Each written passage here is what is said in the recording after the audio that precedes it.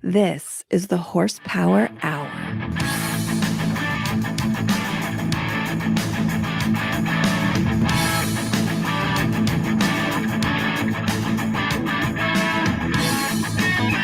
Yes, hello and welcome once again to the Horsepower Hour. This is Andy joining you as always, and Coy, how you doing?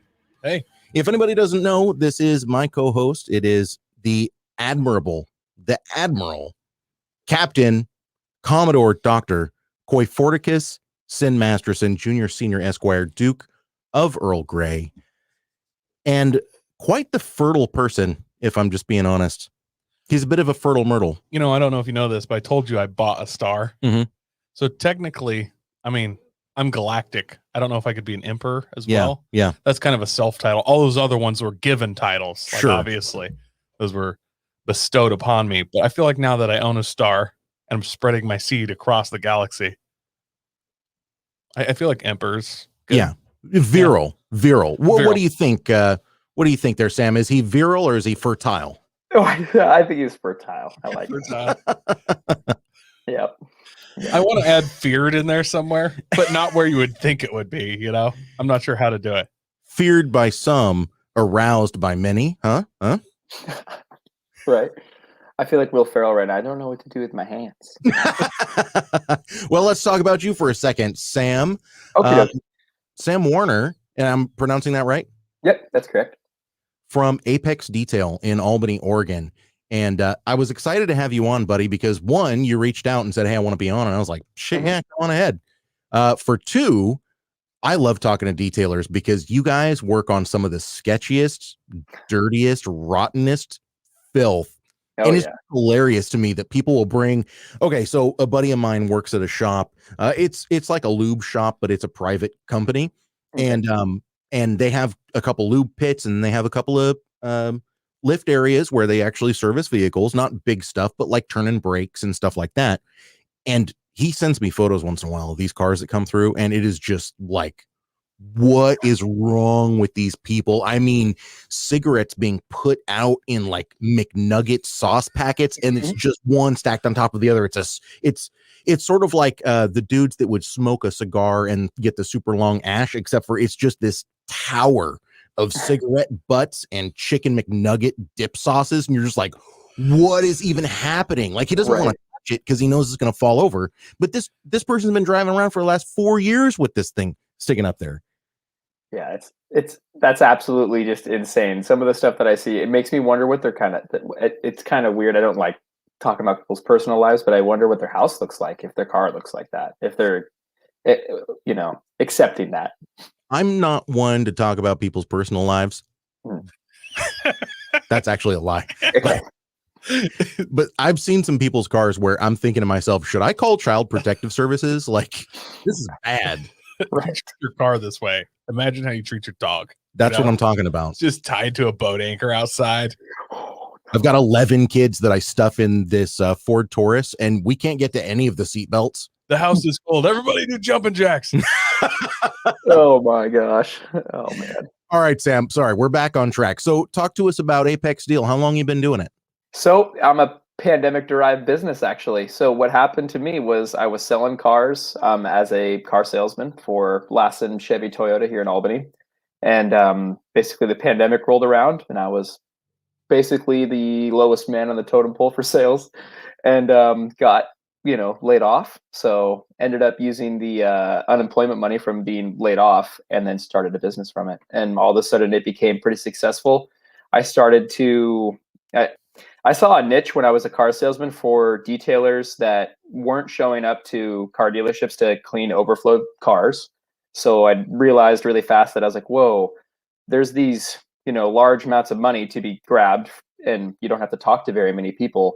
And so what I did is I went to the dealerships that I worked for as a salesman and made a spiel basically saying, hey, I can save you time and money, on the back end of your car deals by detailing cars off the side for Apex Detail. I'll come get them and return them for you, as easy as pie. Basically you just have to deliver these vehicles. And so the business plan basically worked, and I have 3 dealerships in town and then also do private stuff. So it's been a pretty cool little niche business to find because there's a lot. Just I can never really ask for. I don't know. Every time I do a car, there's just more. There's just more cars to do. So it's kind of like nice to be able to depend on a commercial business for my cars, I guess. So that's kind of the basis of the business, and it's been super successful. I've been super happy. So yeah. Nice. I love that, man. Yeah. And let's be realistic here. I mean, with the infantilization of this generation coming up, like they don't know how to clean their own cars. Hell, they don't have vacuum cleaners. Correct. If my car's dirty, what am I going to do? Well, they're going to call somebody like you.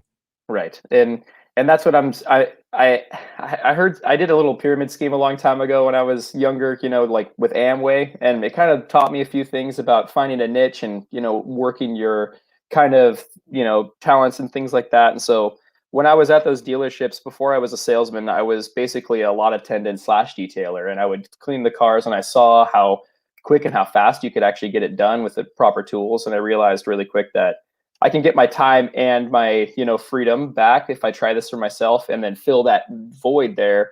And it's been a super successful journey so far. And, putting money back into certain things, I never thought was going to be as profitable, but like every time I put more money into advertisement or anything like that, it seems to grow and it seems to be a good thing. And also the one thing that I didn't realize was going to be so important was actually feeling like I was a part of the community now. So I'm an integral part of some of the dealerships around here, and some of the specials that I run for like Valentine's Day and Christmas, those tend to actually get quite a bit of community support on the Albany happenings and what's up Albany posts and stuff. So I'm very, very, very happy and very, I guess, thankful for the success that's came my way, because it's been kind of, I would say, lucky from a pandemic, and I guess people want their cars cleaned. I just realized you're running a Valentine's Day car cleaning special. Yep. See, you should run another one starting immediately after Valentine's Day. Because I mean, guys are trying to get lucky, so you clean their cars. Right. And they got lucky. You know what I mean? Right. Car needs cleaned again. Call it the protein buster. Now I would. Oh my gosh! Yes. Extra. Just be like, look, I know the spilled milkshake is going to be a problem. Wink, wink. But we can get it out here at Apex Detailing. Also, petroleum-based products can be especially difficult, so we do charge a little extra for that. But it's going to be worth it. Yeah. Ooh. What? Oh, check this out, bro. What if you charged rather than for the whole car, by the stain, huh? Oh my gosh. Oh, by the seat. Yeah. Huh? Right. Yep. Those are such good things, and it actually works to be that creative in those public spaces, because people tend to differentiate yourself. Sam, I got it. Yeah. February 13th, run a special on heart-shaped drop cloths. There you go. Boom. I'm probably overestimating what people are going to be able to get. Speaking of cleaning yourself up impromptu in the back of a car, check these shirts, you guys. Boom. We are wearing a couple of our brand new shirts. If you're on video, you can see it. If you're listening to the pod, you can just follow the link that I've put down in the description of the podcast. We're wearing the Apex Predator shirts. We've only just now started working with some merch for the show. I almost said birch. Geez. We got a couple of cool shirts out there. We've got worn hubs, and the logo's made the way you think it looks, That one website that you've heard about from your buddies, you know what I mean? That's right. Not the one you've ever been on, Of course, the Apex Predator shirt, which I think people are getting the double entendre, which I love. It's the apex of the corner, plus it's the apex seals that you're eating up in these cars, Yeah. Although I do love a good FD RX-7. Come on now. Literally everyone does. If you look at the prices, you can tell that they would have been a sound investment for me to buy one at any point before right now. Yep.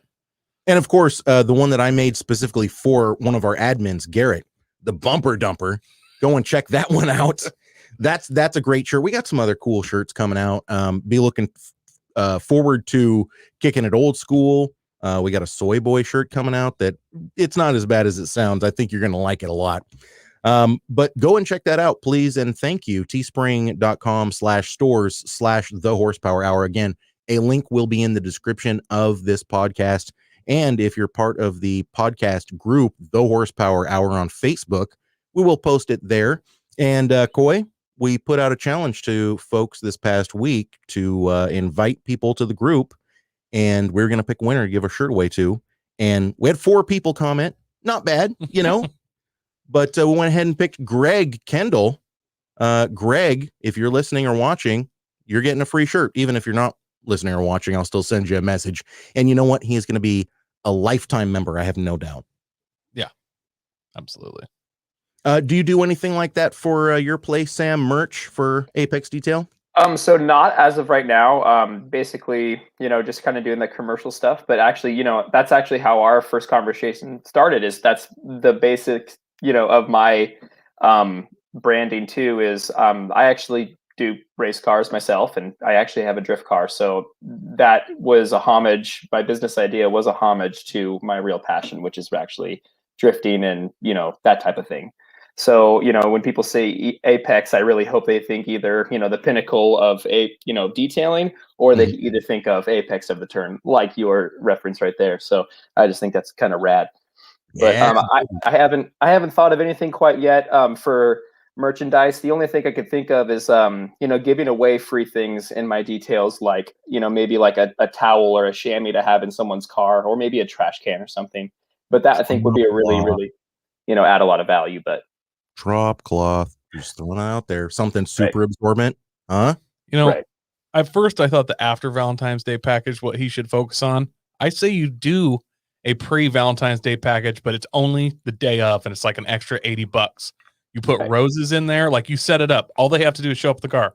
There's chocolates in the glove box, condom under the visor. Like, oh my gosh, you get in here and it's date ready. Right. I wonder if we could buy the like, what are those, like the things for dogs in the back of cars that like hold the dog in? We can just get those and specially, make those for that situation. Yes, that way you just get racked up in the back. Correct. Perfect. Right. We do a thing where you get one of those novelty condoms. It's like 4 inches around, but like put it somewhere where it's going to fall out. Like, oh, sorry, so sorry. Ultra super magnum triceratops. Oh my goodness. Right. And then add a little like flare at the end and like turn on the fans at full blast, and we'll send something through the vents that's just extra confetti or glitter or something as the razzle at the end. Yeah. It'd be great. I'm realizing why this man is successful. He's just full of good ideas. We do have some bad ideas lined up in the news. Should we get to it, boys? Let's do that. Mm-hmm. All right. So first up, we're actually going to be talking about Subaru is joining the liars party. And I got to be honest with you guys, I'm just tired of this. Subaru's last purely gasoline powered car will be the hottest ever WRX STI. I am calling BS. Obviously, they're not getting rid of all gasoline cars. Like, look, and we've talked about this on the show before. I have no problem with electric vehicles. I have no problem with trying to clean up the planet. It doesn't have anything to do with any of that. It's these unrealistic timelines where they're like, we're going to be carbon neutral by 2030. Really? Where's the electricity going to come from? We don't know, but we need to work on it. Okay, you go and work on that. No, you work on it. We're going to make cars. No, that's not how this works. So it's just this never-ending cycle where they kick the can down the road. Anyways, off of my soapbox, here is the WRX STI, or at least a concept of it that they're thinking about. Subaru is saying that they want to use the 2.4 liter flat 4 out of the Subaru Ascent, which is turbocharged, obviously. The one that's in right now, the Ascent, is 270-ish, 77 horsepower, something like that. So, I mean, already a pretty hot motor, but for the STI model, I'm going to assume there's going to be some heavy massaging. Yes, no? Yes. And, it's such a, first of all, I will say, if the car looks like the concept there, best looking STI ever. Big ballin'. By far. Like, big that's ballin'. Correct. That's a car. I was going to say, I've actually personally driven the Ascent myself and actually tried to sell them multiple times, and it's got some get up and go. And if you got the weight out of there, it might be something. Mm-hmm. Second of all, the part where you're like, this is the last fully gas WRX STI. It's such a cop out on multiple levels, because I guarantee they're going to run this line for 8 years at least. So then after that, they have to have a hybrid one, right? Or we're not calling it WRX anymore. It's just an STI. Oh, yeah. Yeah, no. WRX STI is gone. Now it's just STI. So we don't, you can just change little words and then you kept your promise. Again, kicking the can down the road. And it's just like, oh yeah, in 2050, we'll be all electric. Well, probably, because that's freaking 30 years from now and technology advances rapidly. So good for you. You're not going to do anything, but I mean, I'm sure most of the cars will be electric by then. So good for you. Right. Which I also hope at some point technology just changes from electric. Also, we're like, wow, this hydrogen stuff's easier than we thought. We figured it out, and everybody goes hydrogen, and then we can all just call BS on them. We're like, hey, 2050, we're still using internal combustion engines just in a clean way. Yeah. So where's your electric cars? You promised. We'll start pulling up old tweets Yeah. and be like, well, that hasn't aged well. You promised. What do you think, Sam? So I don't know. I'm kind of, every time I think about the future and electrification, I think about, what is it called?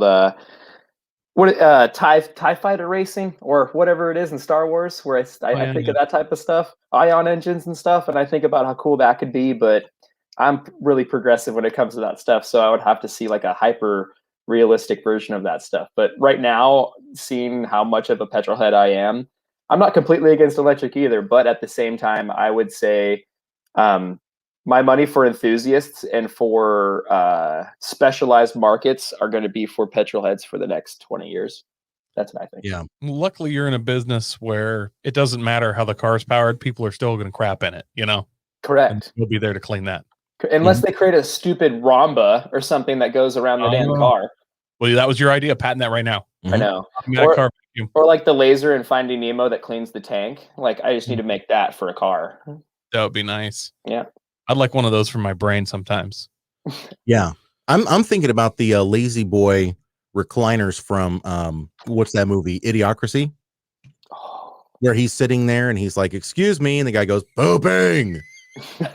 Yeah, I actually want the ones from Wall-E on the cruise ship thing, where it's just like floating around and automatically a robot comes and brings me another super big gulp. Yeah. I have the bone density of coral. Yeah. Oh my God. Well, listen, this WRX, I mean, look, I'm always into anything that's going to be turbocharged, all-wheel drive, and a small car, small-ish, quote unquote. Hang on a second. Hang on. I'm going to interrupt. That's a two-door. Yeah, it's a coupe. Are we going to do two-door WRXs now? Or two-door STIs? Well, here's the thing. If you look right back here on this body panel, is there a line there? There might be a line here for a four-door. I kind of doubt it. This is way too futuristic-y looking. There's no way that the WRX is going to look like this. Well, I'm just curious if they're really going to run a two-door WRX. It's almost two-door STI. It's almost Mach-E-esque. I don't know. I agree. I don't know. Listen, we're reaching this weird point where Cadillac is actually coming out with cooler cars than Subaru. Okay. Let's talk about this for a second. The Cadillac CT4V and CT5V. So what happened to the CTSV? Are we not doing that anymore? Yeah, we're going to change it up. All right. Well, listen, the CT4V and the CT5V Blackwing are the two new hot sedans from Cadillac. Wait, I just realized something, Andy. They did CTSV, then CT4V, then CT8V. 4 plus 8 is 12. Half of 12 is 6. That's 2 6s. And S, that's what Satan's name starts from. It's called Blackwing. It's a Blackwing car. Satan has black wings. Yes. Oh my. That's why it's in a manual. Manuel. Okay. You get it? Manuel. Yes. You see the path I'm going on here? Oh my goodness. Cadillac is Antichrist. Cadillac is the Antichrist. It's crystal clear. I can't believe I'm the first person to see this. Unbelievable, you guys. Wow. Dropping truth bombs here. What? Wow. I just didn't I? Yeah, I just got ascended to like a different plane right there, because now I completely believe it. Like every Cadillac I've ever worked on or ever been around has been pretty satanic. I would say Satan would drive a caddy, like a big black caddy. Oh, yeah. That makes sense. Yeah, because they're horrible to work on. They're fantastically unreliable. Yeah, I know Satan would make the North Star. I don't know. I just feel only Satan would design the North Star. Only Satan could design something so horrible as a North Star. I mean, Cadillac basically represents gluttony, greed, like most of the 7 cents. Have you seen that picture of that one elongated like Cadillac that's like in a misty field, and it looks so gangster? It's so long and so big. I don't know if it's a DeVille or something, but it looks like it's 16 feet long, and I don't know. It's like, that's what she said joke in there about Mhm. so big, so long, and black. But anyways, Right. we'll just I pretend. don't have that button. Yeah, I know. oh, We'll just pretend. The more There you you know. go. right. All right, so going back to these cars, I'm still gonna buy one. Doesn't matter if it's made by Satan. So No, I like it better, actually. Yeah, exactly.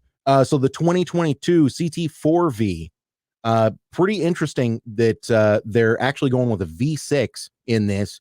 We're looking at a twin turbocharged 3.6 liter V6, and they're saying that it's going to make 472 horsepower and 445 foot-pounds of torque. That is pretty serious out of one of those motors. That's quite impressive, honestly. I know that it's difficult saying, like, would you buy one? Because the CT5V Blackwing is going to have a 6.2 liter, which I believe is the LT2, right? I believe so. We're doing the new LT line with a 1.7 liter Eaton supercharger on it, rated for 666 horsepower and 666 foot-pounds of torque. Do you see what they're doing there? Mhm. Yeah. Do you want me to do the math on these again? It's unreal. It's uncanny. Making it the most powerful production Cadillac ever. It's going to have a claimed 0 to 60 time of just 3.7 seconds. Yeah. You know what? It's a 6.2 liter. Why? That's 10. Uh-huh. It's a V8. There's 8. That's 18. Uh-huh. What's 6 times 3? Oh my gosh. No. Yes. Dude, I'm telling you, it's a real deal. Sam, is your mind blown right now? I'm just freaking out. I need to tell my girlfriend.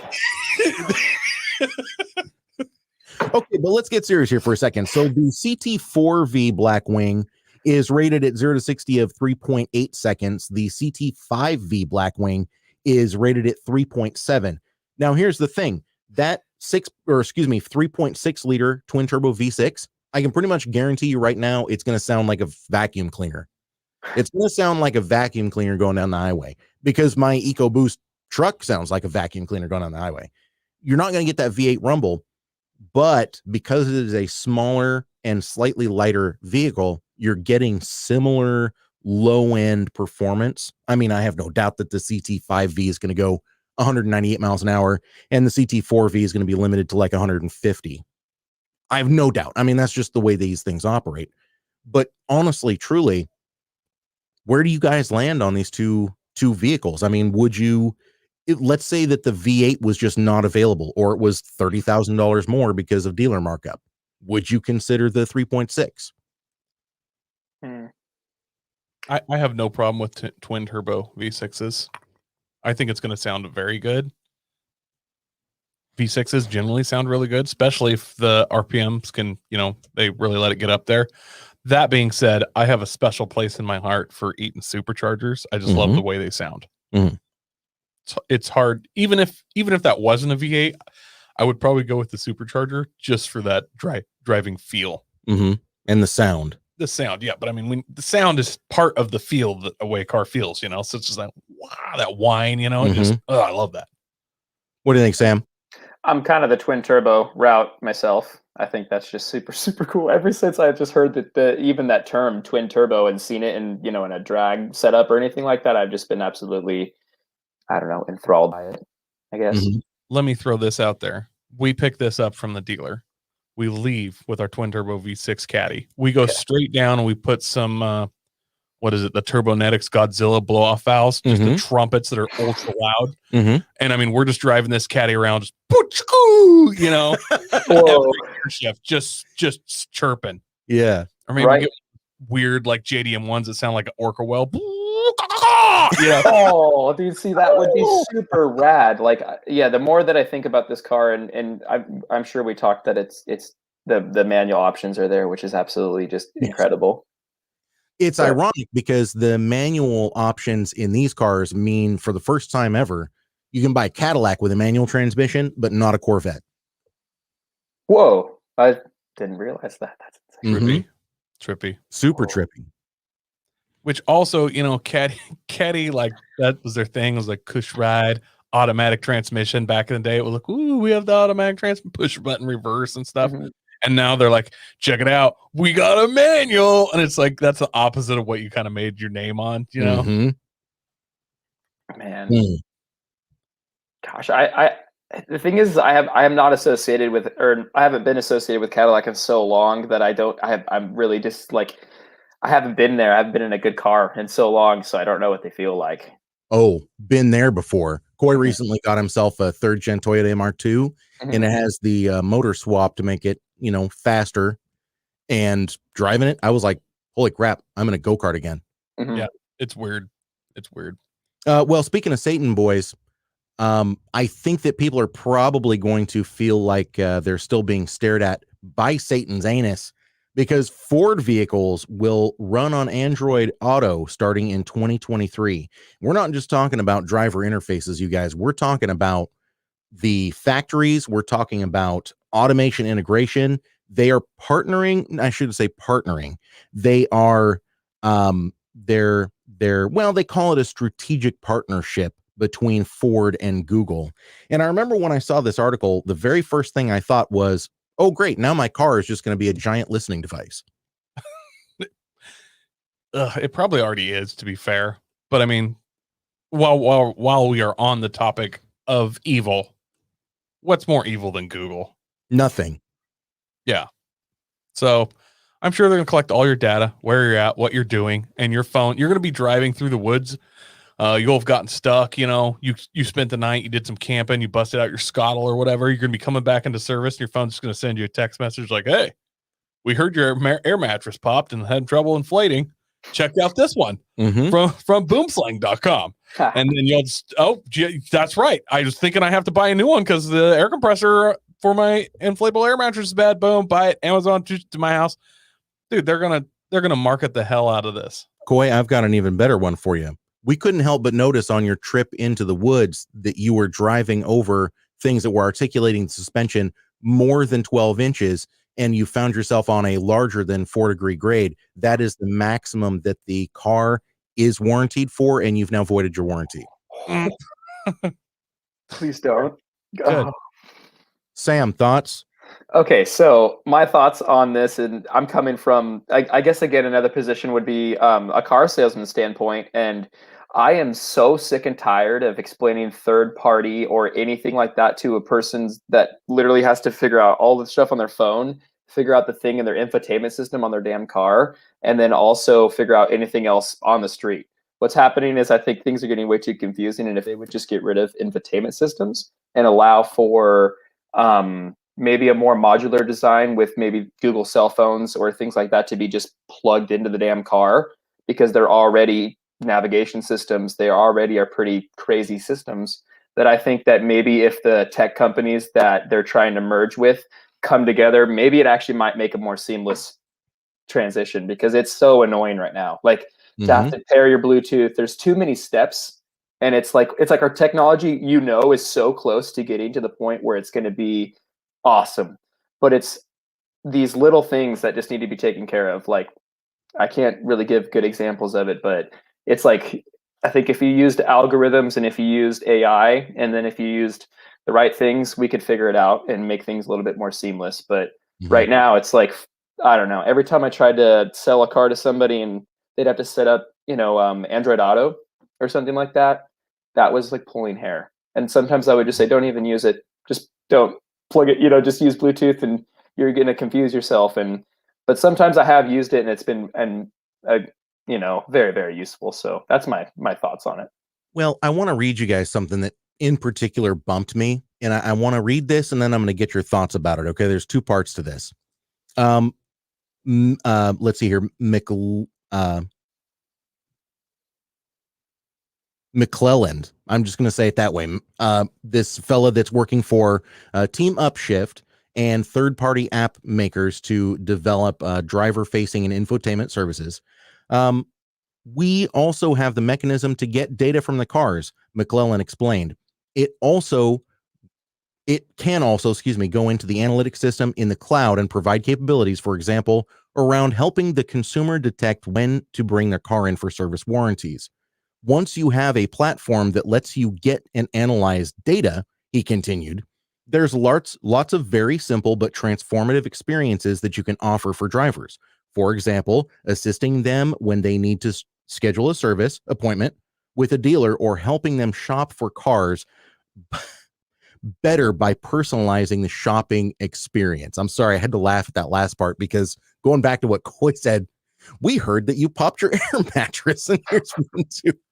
I mean, come on, man. They're priming you. I mean, obviously, this is their way of saying, hey, we are going to do this thing, and there's nothing you can do about it, but we're going to try to frame it as we're doing it for the consumer, for their needs. Well, yeah. I mean, they're going to come in. They're going to be like, well, you bought a Ford F-150, but we see, checking on the data here, you haven't towed anything over any weight, and you've only, put this much weight in the back. We could easily sell you a Ford Ranger at a fraction of the cost of a Ford F-150, or they'll be like, maybe you'd be better off in this car. Like, they're going to actually figure out what makes you tick to sell you a car. Sam, you've worked in the car sales before. So can you imagine some car salesmen that have been boozing all night? They're a little bit coked up, just trying to get through their morning, and they've already had 5 coffees, and they're standing there and they're talking to some, let's sell you a car today, pal. They're talking to some elderly couple, and they're like, clearly the data shows that you don't need an F-150 truck. Clearly, you need to get yourself a Flex. Oh my goodness. How do you think that's going to go over, honestly, when the first batch of those salespeople are like, ooh, so I know you want an F-250, but I was analyzing your experiences with previous cars and what your needs are based on our algorithm. Right. You have a serious heart condition. No, wait. Yeah, this morning your pee was a little acidic. You might want to get that checked. You're going to need to eat more fiber. Right. So was only supposed to be when you pee, not all the time. So there's a reason I didn't go back and be a car salesman, when things kind of picked back up, and that was because it's like there's anything and everything that you can do to sell a car to somebody, you're going to try to do it. It's just that's how you get paid for the job. And if you were to see that, if you were to be able to pull up, okay, so there already is customer resource management tools for salesmen that they use, obviously, and it does have certain amounts of data from people, but that's just from the websites that, from like cars.com and Edmunds and things like that.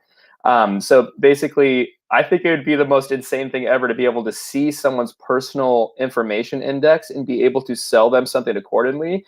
I think it would be way too much of it would just kill the car industry. People would be like turned off immediately. If you knew anything about their personal life, I think that would maybe start to break down a barrier of untrust or something. I don't know what would happen with that. But the more I think about that, that's creepy. And it seems creepy, but riddle me this. Okay. Once you know it's doing that, like if I have a truck and I'm like, wow, I really need a Raptor though, but my wife won't go for that. But if the salesman analyzed this and said I needed a Raptor, so I'm just in my driveway, doing burnouts. You got to jump. You're just like hammering it over speed bumps every parking lot. I don't know what other kind of Raptor stuff you can do, but just allow me high speed 4-wheel drive launches, and finally he's come in. Yeah. First of all, your warranty's void. Second of all, you need something else. And I'm like, please be a Raptor.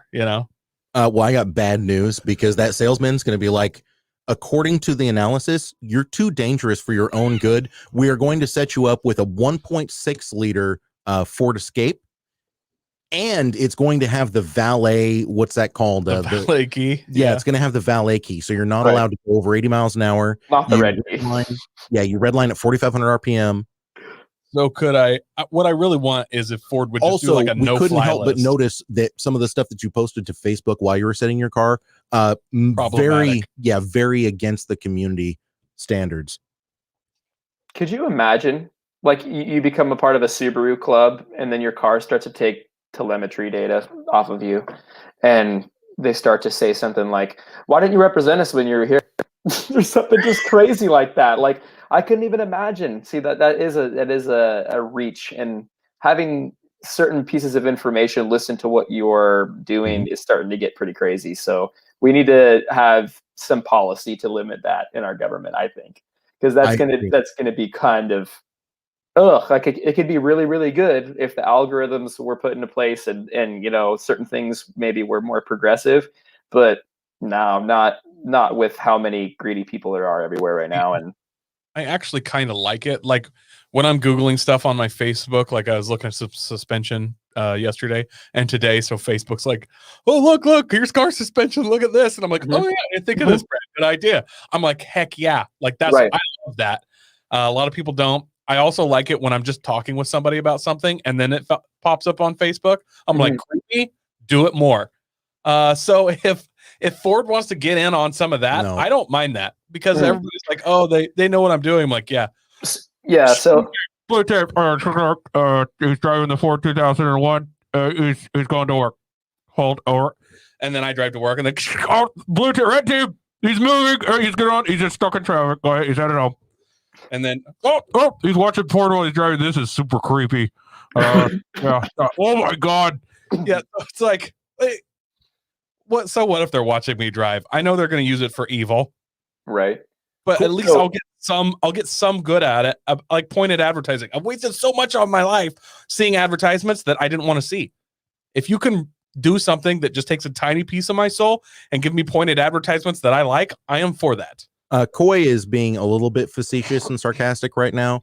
So trust me, when he's on his way to work and he's late and he's been going 76 miles an hour on the freeway for 4 minutes, and then the little thing pops up on the dashboard that says you've now gotten a citation because you've been traveling for 11 miles an hour over the speed limit for the last 4 miles. That's when he's going to change his tune on all this stuff. Well, yeah, I'll have my car covered in tinfoil so it doesn't get a cell phone service or something, but we'll figure that out. The tuners will figure that part out. Right. Another thing to bring up about that, though, is, okay, so seeing how bad already the infotainment systems are on some of the cars, like I could just give you an example, some like the 2015 Honda Civics. If you try to like touch volume buttons and just all of that stuff, nothing works very good and nothing's updated ever correctly. And everything just starts to kind of mush into this weird bloatware setup that you have on these computers that are old. What I think is going to happen is if anybody tries to handle algorithmic information, especially a car company that can't handle the technology that's just in the car to begin with in that infotainment system, I think it's going to crash and burn so bad, because it's like, I don't know. I was watching a YouTube video about how algorithms are ruining people's lives on Netflix and YouTube and things like that, because it's actually funneling you into something that you might not realize. And I've kind of started to realize that myself. You know, everything that I look at is cars, and there's more to life than just cars, but everything that I know, but everything in my, zone of internet, everything, cars. And I think that can have a negative effect. And I think that if car companies and giant technology companies started to see that, it would just spiral out of control. This is weird. Yeah, I agree. Coy, you've got something spiraling out of control that we wanted to talk about real quick. It's our Overland AF.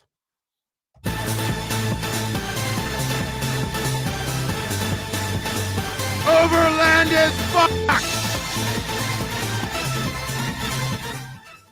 All right, buddy. Today's Overland AF is 2022 Nissan Frontier is finally, and I mean finally, getting an update. A whole new workover. It's a new truck. How long has it been?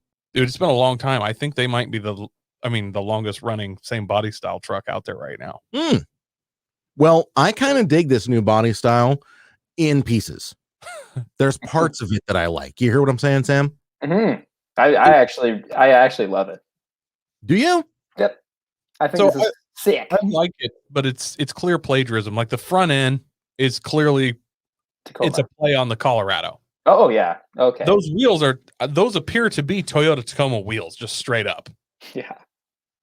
And then I look at the roof and I kind of get like a Silverado, the cabin, I get like a Silverado feeling. And then if you look at the picture from behind and the bed and stuff, that's just the rear picture I thought was a Tacoma. This one right here, I was like, oh, it's a Tacoma with a Nissan emblem. Like, I like Nissans, don't get me wrong, but they did a lot of copying. I mean, even the way they colored the bed, the rear bumper corners and stuff, total Toyota knockoff thing. Like, yeah. Definitely. Now, having said all of that, you guys, this is getting a little bit longer. It's getting a little bit wider. It is getting the 3.8 liter V6, which is putting out 310 horsepower, and it's made it to a 9 speeds automatic transmission. Give us some thoughts here. You know Sam. what 9 is? It's an upside down 6. Okay, no, we're moving on. Okay. No, that's a Cadillac thing. Come on, it was so fun. No, You know, since a 2022. What's 2 plus 2? Nope. Go ahead, Sam. Oh man. Yeah, repeat the question really quick. You got me distracted with all this the devil talk. It's serious. You got me cracking up. I just do numerology on the side. I dabble. I actually totally misadded something earlier. Nobody caught it, but it worked better. No, I caught it, but we rolled. Improv. Yeah, good. Yes, and all right, Sam. So give me your thoughts on this 2022 Nissan Frontier. I sent this link to you. Uh-huh. What has it been, a week ago? Yep. 5 days ago. So you've had some time to kind of go through these. Yep, that's correct. How is it digesting? What are you thinking? So the more that I look at it, the more I think that it looks more like a simple small truck, and that's what the world needs, is more simple small trucks. But you are right, the size of everything is getting bigger, and I think that's due to safety reasons. But I think we all need a Toyota Hilux again, or something small. So seeing that this little, like the way that they put this in the background makes it look smaller maybe than it is going to be. But for some reason, I'm just like, make little small trucks again. Like, I think those are rad. I think they're really, really useful. And why do you think they're all on the road still? Yep. So that's my gist on it. And if they don't have the seats that fold down that are like cup holders and desks on the back, then I don't think it's cool. Because that's what the Frontiers have right now, and I think it's super cool. And one of the owners showed me that one time when he was trading his car, and he was like, look at this. And he like folded the seat down, and there was like a perfect desk and a perfect place for a cup. And I was like, wow, that makes sense for a worker, Yo, that is awesome. Nailed it. I agree. Make trucks mini again. Yeah. I don't think we do that. Well, you were commenting on this Pro 4X interior. That interior looks really good. Nissan's usually kind of plasticky inside, and don't get me wrong, I'm sure there's a ton of plastic. There's a lot of colored stitching. Like, this looks good, and I mean the aluminum, I'm assuming that's little anodized aluminum or really well done. That's a good looking interior. I like it a lot. The detail on those seats is impressive for a OEM seat. It makes me think of Ram Rebel. Yes, a little bit. Yeah, it's a good looking truck. I like it a lot, especially the interior. Now, do you guys think that we are going to see a factory supercharged option, or are those in the past? Nissan's going to shoot themselves and not do anything cool. I sadly am going to agree that Nissan's, I mean, clearly because they haven't even updated their old truck for, what they start that one, 2006, 2007? Yeah. Maybe before that. 16 years is how long they ran the last one. Wow. So could they do a supercharged version? Maybe. Are they going to? I doubt it. They've got, the 400ZX or 400Z coming out this year. I don't think they care much about their truck market. I honestly don't. Well, I find that odd because trucks and SUVs are the best-selling vehicles. We did this just a couple of weeks ago, Sam, where we listed the top-selling vehicles of 2020. And cars didn't break the top 5. In number 6 place was the Toyota Camry. Everything ahead of that was either a pickup or an SUV. Right, probably RAV4s, anything from, oh my gosh, yeah. When I was selling cars, never sold really sedans unless it was from someone that couldn't finance an SUV. Too broke dick to get yourself an SUV. Right. Gosh. I'm sorry, I ran your credit. We're going to go over here to the sedans. You're not ready for an SUV. Gosh, yeah. God. That's, anyone you see with a Dodge Journey, that's kind of, they couldn't get the Durango or a Ram or a Challenger, so they got the Durango. I mean, or the Journey. So what was that other Dodge SUV they made for a while? Was it there was the one with like, they kind of did like a Power Wagon look on the front. Was that the Durango for a couple of years? They did the compact sporty one that was the 4-door hatchback. It kind of looked like a crossover, but it was front wheel drive. The Dodge Nitro. Yes, the Nitros. Oh, yeah. God, that's a pile. Yeah. And they're hideous. Like, you kind of look at the first like foot and a half and you're like, maybe this is cool. And then you look at the rest of it and you're like, no. Like, one engineer started out good and you can just tell they just killed his idea and he was left with a grill.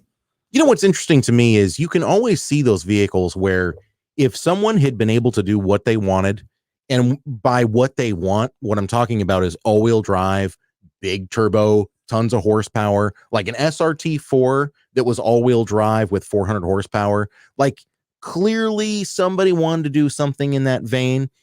Are there any, okay, I know this is Overland AF, but are there any vehicles that could not be fixed by 400 horsepower and all-wheel drive? Not many. Dodge Journey, 400 horse all-wheel drive. Yes, no. Oh yeah, that'd be sick. Just hold on. The Nitro, 400 horse all-wheel drive. Yes, no. That'd be super rad. Take it. That's like a souped-up Scion XB. That's like, that's like crazy, you know. Oh, speaking of Scions, the Scion XD, 400 horse all-wheel drive. Dodge Darts. That's the one. Even with 400 horsepower all-wheel drive, I'd be like, nah, I'm good. I don't know how you can say that, because the car was so flimsy, parts would fall off. That's automatic self-imposed weight reduction. You're like, oh no, I'm losing, and you try and whirve back and forth, and the trunk flies off. Yes. Yeah. Your side mirrors go popping off. They've been buzzing since you hit 60 miles an hour anyways. No, so. I know a guy whose wife went to town and then came back with one. He's like, why did you buy this of all things? And it's hit like 56,000 miles, and it's like riding in a 400, like stuff doesn't work. It just shuts down while you're driving down the road. Like literally it's just falling apart. Like easily worst car I've ever seen. Speaking of that is the weirdest thing is being a detailer and driving how many cars that I do on the regular basis of just different cars, variants of mileage. You could have a Toyota RAV4 with 215,000 miles on it, and you could have a 55,000 mile, let me think, like a Honda CRV owned by someone completely different, and they could be just completely insane. Like the 2015 Toyota could be amazing. You know what I'm saying? It's like, that is one of the weirdest things that I've ever came across lately. And I don't know if it's because they've been in accidents or their frames are different or something like that. But some of the cars that I'm seeing, some drive terribly, some drive amazing. And the differences in price and mileage are never consistent. They're never like a real thing, if that makes sense. So I've seen cars that drive like crap sell for a lot. I've seen cars that drive really, really good sell for nothing. And it's like the weirdest thing, because I think you should feel the car, definitely, if you're going to do anything at all. But yeah, most people they look at the car at face value, test drive it, and they're like, oh, they don't go down the freeway and like let go of the steering wheel and like, there's a lot of that people just don't feel. They don't get the input in driving anymore because they're not into it. Well, to wrap up our segment here with the new Frontier, there are some things that I like.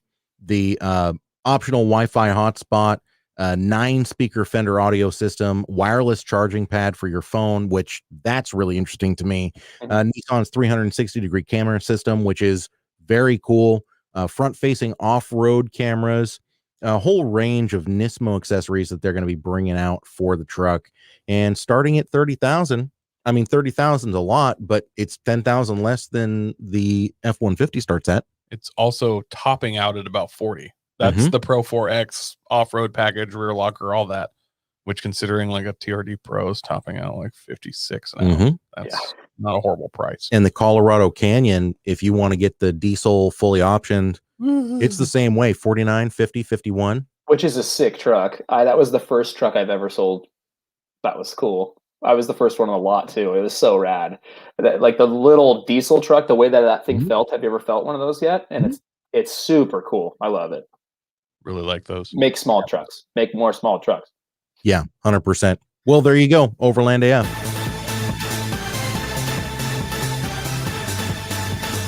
Overland is fucked. Well, listen, guys. Part that I have been very excited about, Sam, if you're still okay with doing this. Yep. I wanted to get your top 5 strangest, worst vehicles you have ever worked on in Apex Detail. Are you ready to do this? Yes. Let me pull up my notes here. Okay. So I'm going to go ahead and hit my intro and we'll get into it. The Horsepower Hour presents this month's Top 5 of the Week. Today.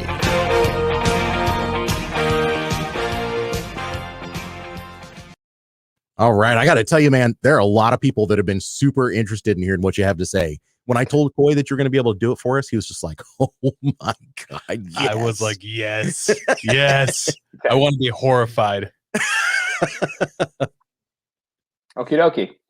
So, all right, my number 1 worst car for some reason that is always just obliterated, and I do not know why. And the seats are always as far back as possible with the steering wheels up as possible. So it's obviously an overweight person's type of car. I'm not quite sure, but I would say Kia Soul, worst car ever to clean. The carpet texture, terrible. Literally the most thin carpet you could ever think of, and everything sticks to it. It's impossible to clean. You just start damaging the carpet fibers when you start to do it. It seems like everyone that sits in that car is just a ball, and they eat, and the food just goes everywhere around it just is the weirdest thing. And selling those cars, I sold them all to people that were balls, and they just could barely fit in the car and would just drive around like, and it was just crazy. Every single, I could point them out. I could be like, Kia Soul. He wants a Kia Soul. Mm-hmm. It's that damn hamster advertisement. Because their hamsters were shaped like potatoes. Yeah, that's me. And look how cool they look. They're doing their wiggle, wiggle, wiggle. Yeah, you know. And it's like obviously they thought that was them. Right. Somehow that car fits so good as the worst car. Like you said it, and I'm like, yeah, that's right. That feels right. It is the worst car. You know, they're not that hard. Like they have a lot of hard plastic, which is my best friend because it's just like degrease it and just like smash it with as hard as a chemical as you can and just treat it afterwards and it'll be okay. But just the quality of the carpet and the people that are inside of it just tend to trash it to the point where it's just weird. Okay, so my number 2 car, and this is kind of a weird one, but Jeep Liberties, they kind of have the same vibe to them where it's a person where they can get into the car kind of easy. It's not that lift of a car by any means, and it kind of has the same thing where either the people are really really really gross, or they off-road it, or they think they're off-roading, but they go on trails and they bring a lot of their stuff inside of the car. Yeah, which is pretty annoying. Okay, so that one's not that special in itself, but I've just noticed that the Jeep Liberty lineup has just been weird. Like everything's just been super grody and just nasty to clean. And another one that is the probably the most difficult to clean out of every car that I do is Chevy Tahoe's, Suburbans, GMC Yukons, the big boys, basically.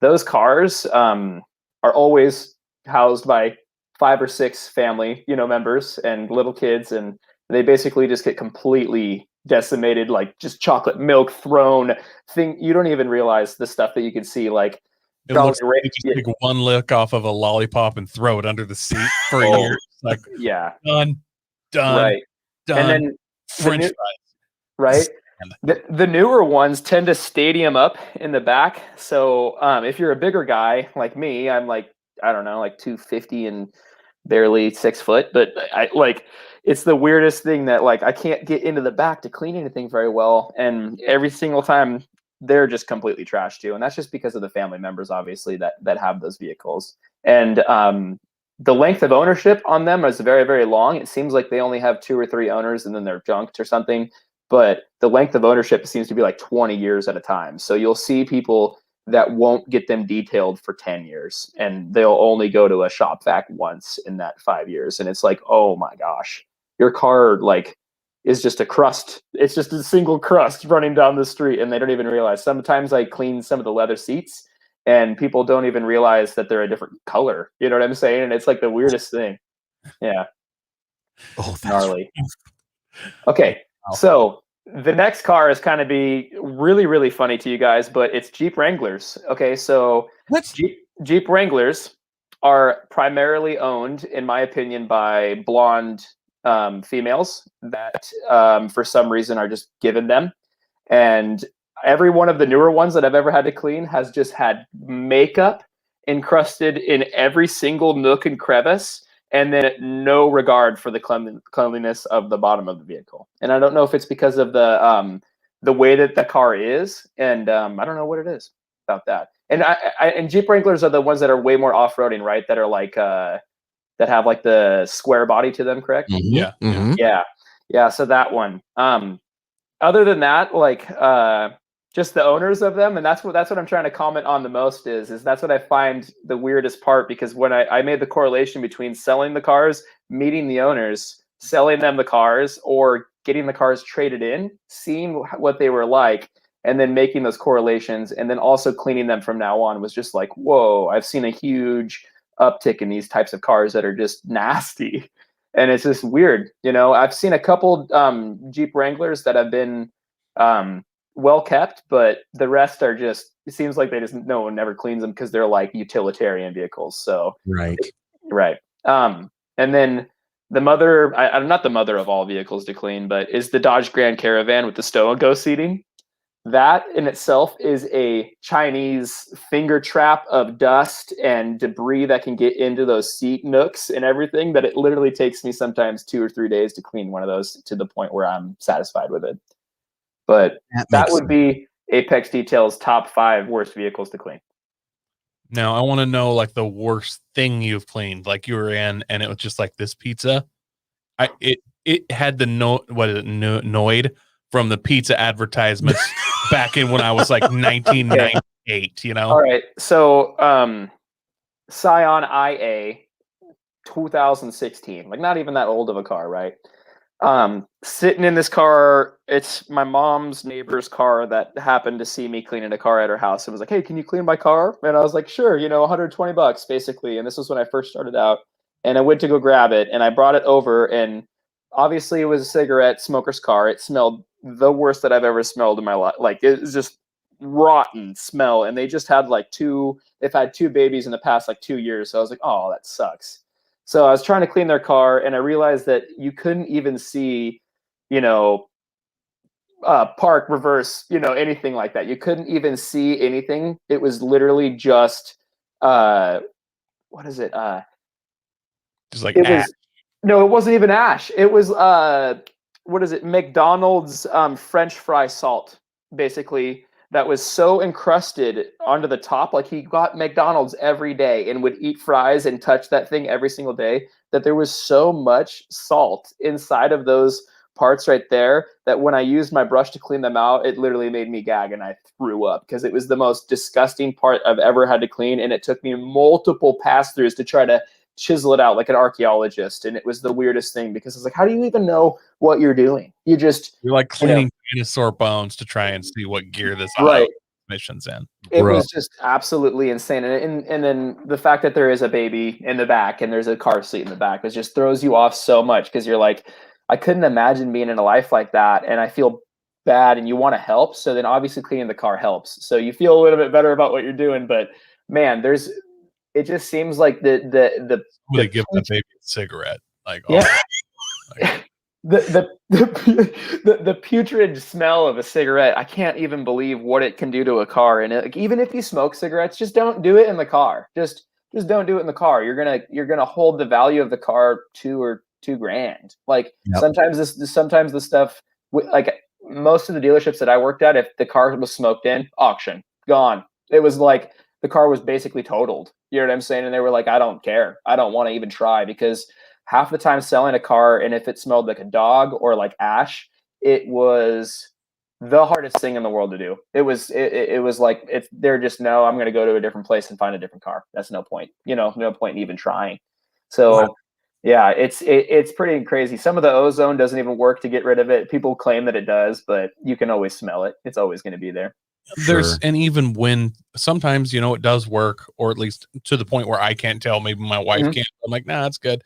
But I'll look down and I see the telltale burn holes, like right where her crotch would be, because a cherry falls off cigarette, burn hole right there. And I'm like, nope, there's a hole there. That's a smoker's car. Oh, right. Headliner around the window. Yep. Yeah. They're trying to stick it out the window, and they hit the headliner instead. Right. Sam, I got a question for you, man. Uh-huh. And this is actually not a rare thing for me to see. I have seen it time and time again, over and over. I've had customers that drove this way. When I was working at my parents' restaurant, I had customers that would drive this way. I haven't had a customer that had a car like this, and he had a trailer attached to the back that was also filled with shit. Okay. Take a look at this. Okay, so I have never dealt with something like that, and I think if they were even to show up, I would turn them away. And you just light a greasy rag and throw it in with them. It would that would be for the audio listeners, real quick, Sam. For the audio listeners, we're looking at a car that is filled to the brim. You can see the driver's seat, and that's it. Everything else is covered. And I'm not making this up. I had customers that lived like this and drove like this. I'm not making that up. Man, it would be interesting to watch like a dismantle of that. I don't know why, but like I watch weird videos on YouTube that are like, cleaning this like Nintendo 64 from way back in the day and stuff. And I think that sometimes looking at this person's life and seeing what they've collected and trying to figure out why and what is going on would actually be an interesting video. And like do like a plane crash where you just like get a hanger and just spread out every part. Right, with little piece of trash. Oh my gosh, that would be so interesting.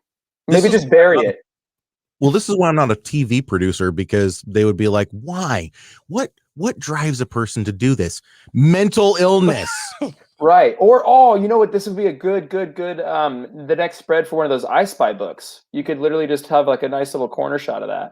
Ooh. Oh, yeah. Oh. And the list of stuff to spy is just trash items. Junk mail. I'm not even sure I can identify anything in this photo. Oh. Go ahead and try. So right next to the steering wheel, the red and silver, that looks like a roll of paper towels, like still in the package where there's like 6 of them. It says grocery right here. Still looks like paper towels to me. Oh, we got a Huggies. We got a Huggies bag over here. Mm-hmm. That looks like a box of crayons on the dash almost. I can't. I'm not going to lie. That may not be crayons. It could be a thing of Nesquik chocolate powdered milk. I think it's tampons. Could be.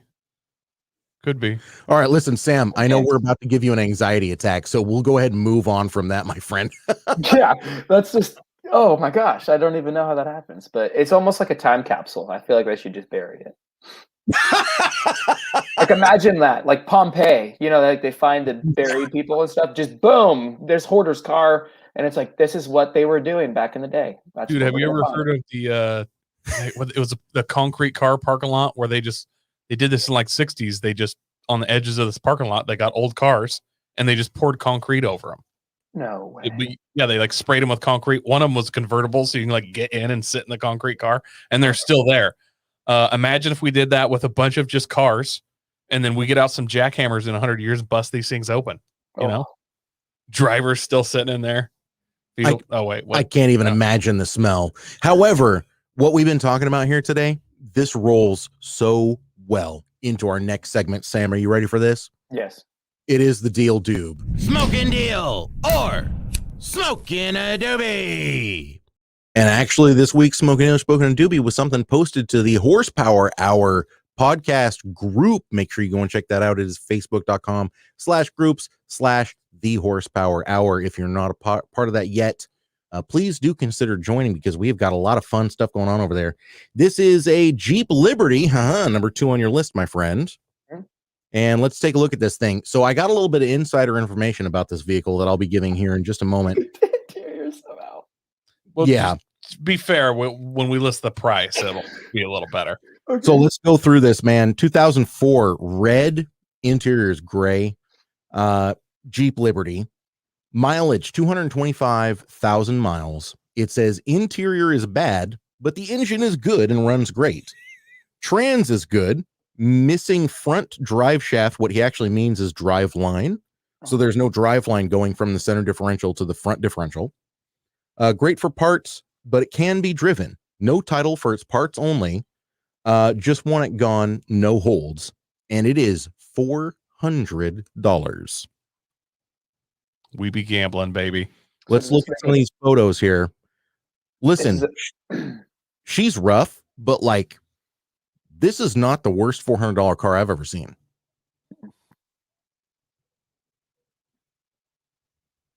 I've bought worse cars. And by the way, here's the front drive line, but the CV is bad. So is it rear wheel drive right now? It's just rear wheel drive right now. Well, that's even better. Does the e-brake work? Can you weld the diff on these? No, because you could actually have a very, very fun time with that car. Yeah. For $400, I could take this out, get more airtime than a skateboard at the X Games, and there's no title. I could literally leave it. I just pull over and walk away. I've always wanted to take fender flares like that and throw it on a drift car. Like, right?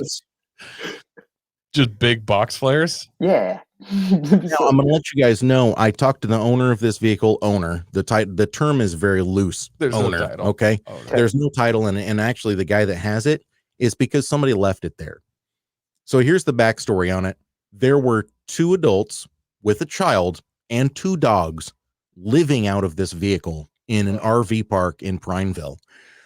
They left, and the truck got left here, and he tried to reach out to the people. Obviously, they were nowhere to be found. Their phones didn't work anymore. I mean, who knows? They're gone like a fart in the wind, and they left this stinky, dirty, filthy thing here. I asked him, do you have more photos of the interior? And he said, you don't want to see them.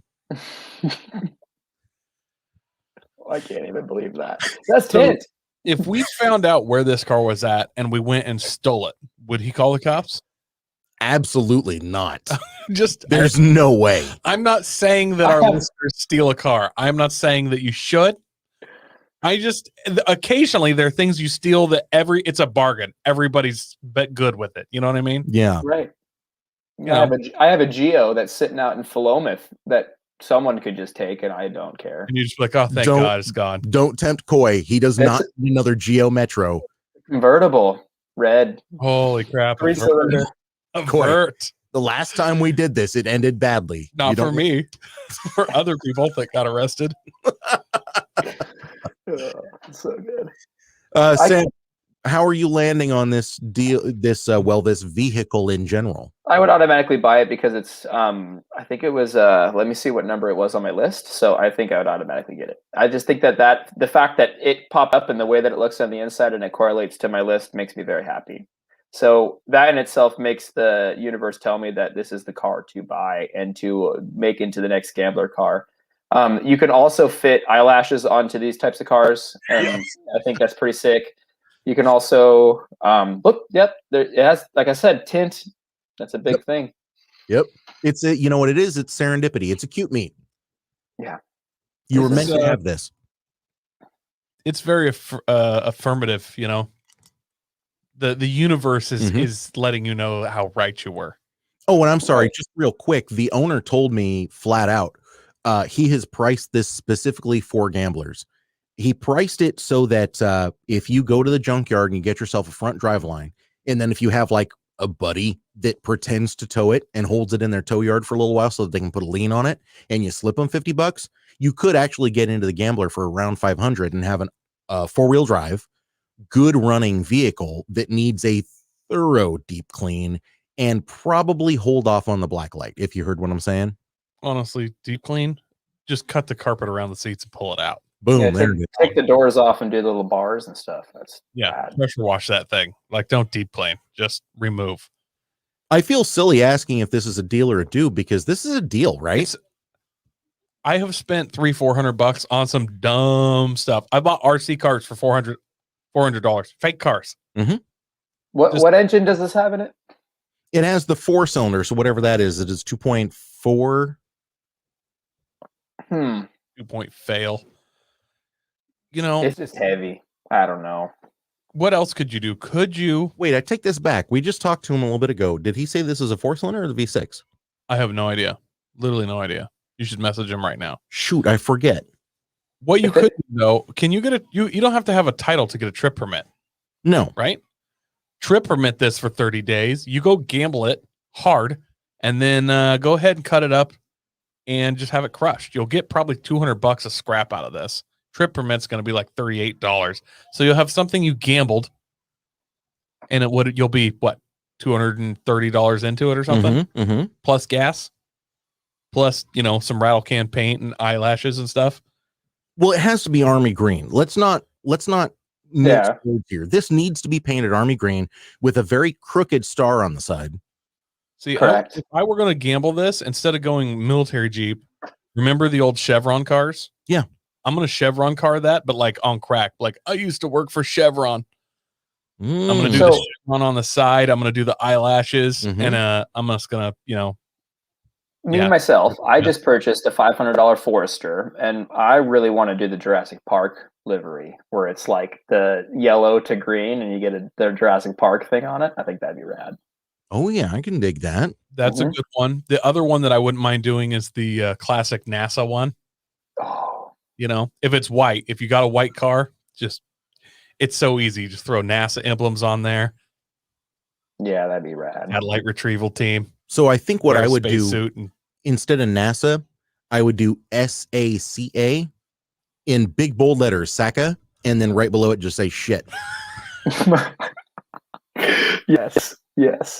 Now the Enterprise as a livery would be rad. Like that would be super rad. I think the Enterprise is the coolest thing in the world, by the way. The Star Trek Enterprise. Oh, whoa, no. I'm talking about our no, I'm sorry. I was talking about our the space shuttle. What's it called? Like the shuttle. Yeah, there's a different name for it.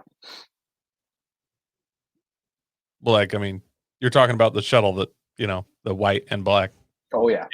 Yeah, it's just a space shuttle, but I thought it was called something. they have names, but I mean, it's like Challenger and Challenger 2 and I Killed a Teacher and stuff like that. Right. Is it too soon? I'm sorry, I don't know. It's never too soon. Come on. It's never too soon for I Killed the Teacher. So over in the Horsepower Hour group, we were talking about how hard VTEC cracks over. And Corey kept saying, VTEC cracking harder than A Cold One with the Boys and like all this other stuff. And I said VTEC cracks harder. Crosses over. VTEC crosses over harder than that crackhead wrecking Ethan D Squad's Integra. We have a person in the group who got their Integra, their built Integra, stolen by a crackhead that led the police on like a 24-hour chase. A long time. Yeah, because it was a naturally aspirated built Integra, but it had like 230 horsepower. It was hot, real hot. We need to have it back on, talk to Ethan again. But that's so rough to like watch on the news your car running from the cops, which is horrible because you're hoping he'll just give up and your car's okay. Yeah, but you're also secretly wishing he run like can't catch my car. What's going on here? I built a car and a crackhead's out running you. Imagine if I was driving it, Yeah, exactly. All right. Anyways, getting back to this, I land on a deal here. Coy, your deal, right? Anything that runs and is sub $500 is a deal, flat out. I don't care what kind of fecal matter's inside. I 100% agree. What is it called? Cheap Thrills, $500. Boom. That's right. You could go and actually become a rally driver, and you'd be super, super, super happy. Yeah. True that. The airbags still don't work on this. When you smash it through a tree, we don't know if they work, but they're not there. I mean, they're closed up. Yeah. I'm just saying, you go full coal gray or something. I went to a Northwest rally just recently, like not just recently, but 4 months ago or so, and there was a Durango there rallying it with all the Subarus, and I think that this thing would fit right in. Yeah, that's what I'm talking about. All right, guys, it's universally a deal in our opinions. If you feel a different way, let us know in the comments or hit us up in the group. Otherwise, this is going to be available for you to see and review in the description of the podcast. And of course, underneath of this video over on the Horsepower Hour YouTube channel and the Facebook group. So go and check those out. Smoking deal or smoke. There it is, man. That has been a really, really great episode. I'm super thrilled that we could have you on, Sam. Once again, Apex Detail. Everybody needs to go and check that out. You're local. You're right here in Albany. Yep. You have website, Facebook, Instagram. I just have a Facebook page actually right now. And it's just Apex Detail, and it's the white and black logo. So there's quite a few of us around the country. Obviously, it's a pretty popular idea amongst car enthusiasts to use the word Apex, but it makes sense to me. So yeah, just find me on Facebook, and you can schedule appointments, everything just from right in that, right into the Facebook. So it's pretty rad. Nice. I love that, man. And again, I appreciate you coming on. It's been an awesome time. Yeah. Thank you so much for having me. And I'm going to have to buy one of those shirts. Those are pretty cool. Yeah. Yeah. Hey, speaking of Apexes, Apex Predator on sale now. teespring.com/stores/the Horsepower Hour, or just head over to the Horsepower Hour group on Facebook. Groups/the Horsepower Hour. Come and check these shirts out. They're pretty awesome. Coy, good time as always, my friend. Thanks so much for being here, dude. I do have a question, Coy. Does your dad like koi fish or mom like koi fish? I don't know why you're named Coy. So it's actually spelled COY, like a shack. Oh. My family is from the South. Have you ever heard the term the real McCoy? Yes. So the McCoy is a popular first name years ago. The real McCoy is because the guy invented the automatic threshing machine, and there were McCoys. So the real McCoy was the good one. That's where that came from. So Coy is a shortened version of McCoy, and that's how I got it. There we go. So there. It would have been cool to name you McCoy. I'm just. It would have throwing been a that out lot there. cooler. I agree. Yeah. Well, listen. I could at least say, "Hey, I'm the real McCoy" all the time till you guys just hated it. But no, I just got coy. It's made you a stronger person. Yeah, Let's I figure have it to out. bat my eyelashes coyly now all the time. It's super annoying. Right. I can't even bat my eyelashes. I'm not even good at flirting and stuff. So this. I do got a couple questions, Andy. What do you do for a living? Oh, you know what? You're looking at it, baby. Yeah. Look at this house behind us. It's It's huge. a long story. We've talked about it on the pod before. I was hit by a drunk driver here about a year ago, and it turned my brains into scrambled eggs. And so we haven't been able to do this podcast for a while, but now we're trying to get back into it. And hopefully one day I get to go back to work, but we'll see. Right. We'll tell you all about it. You're going to stick around after the pod. All right, Sam? Okay. All right, buddy. We're going to go ahead and close this thing up, man. What an action-packed show. I still think that Subaru is lying out of their teeth. Everybody that says that they're going to be carbon neutral by 2030. Get out of here. Virtue signaling. Look at me. It's I have ridiculous. I'm not listening to any of that. And I'll tell you what, Ford, don't be listening to my conversations. You want me to buy any more of your products? Don't be listening to my conversations, okay? Get out of here. New Frontier, I dig it. And this Jeep Liberty, I'm ready to go and buy it myself. Thinking about it. So all you out there, thank you for tuning in. Thank you for telling a friend about the show. It is what we survive on. So we appreciate that. And for Sam from Apex Detail and Hoy Forticus, Sin Masterson, Jr. Senior Esquire, Earl of Gray, this is Andy. We will see you next time.